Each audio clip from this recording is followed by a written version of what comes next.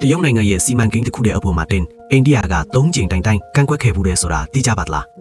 အကြောင်းရင်းကတော့တရုတ်နိုင်ငံကကမ္ဘာအကြီးဆုံးရေအားလက်စစ်စေကြီးဖြစ်တဲ့ရာလုံးစံပိုးစေကြီးကိုတိစောက်နေလို့ပါပဲ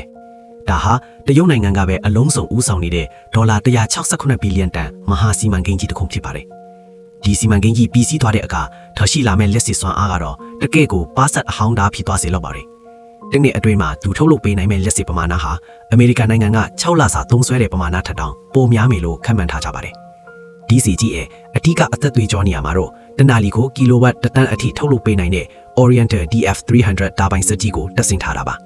ဒါကြောင့်လဲဒီစီဟာအခုလက်ရှိကမ္ဘာစံချိန်တင်ထားတဲ့စီထက်3ဆလောက်ပိုကြီးမားနေတာဖြစ်ပါတယ်ဒါပေမဲ့တကယ့်ကိုတုံ့လောက်စရာကောင်းတဲ့အချက်ကနီးပညာကြောင့်မဟုတ်ပဲဖထဝီနိုင်ငံရေးအခြေအနေတွေကြောင့်ပါပဲဒီစီကြီးကိုတရုတ်နိုင်ငံကနေအိန္ဒိယနိုင်ငံထဲကိုစီးဆင်းသွားတဲ့မြစ်တစင်းပေါ်မှာတိစောက်နေတာဖြစ်ပါတယ်တရုတ်နိုင်ငံကဒီအစီအစဉ်ကိုကြီးညာလိုက်တဲ့အချိန်ကစပြီးအိန္ဒိယဘက်ကတရားဝင်ကန့်ကွက်လွှာ3ကြိမ်တိုင်တိုင်တင်သွင်းခဲ့ပါတယ်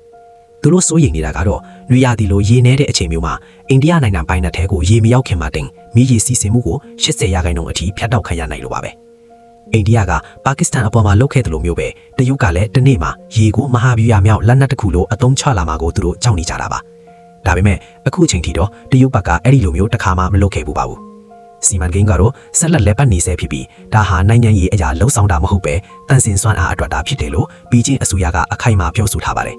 ဘလို့ပဲဖြစ်ဖြစ်ဒေါ်လာ168ဘီလီယံတန်ကြီးရှိတဲ့အပြင်နျူကလ িয়ার အင်အားကြီးတဲ့နိုင်ငံကဖျက်ဝေးတွန်းဆွဲနေတဲ့မြေပေါ်မှာရှိနေတာကြောင့် DCG ဟာအင်ဂျင်နီယာအတက်ပညာတက်ထက်ကိုပိုနေပါတယ်ဒါဟာအာနာစက်ကိုပြတာရရောက်တယ်လို့ယုံကြည်မှုအတွက်စိန်ခေါ်မှုတစ်ခုလည်းဖြစ်နေပါတယ်ဒါနဲ့ပတ်သက်ပြီးလူကြီးမင်းတို့တော့ဘလို့ထင်ကြပါသလဲ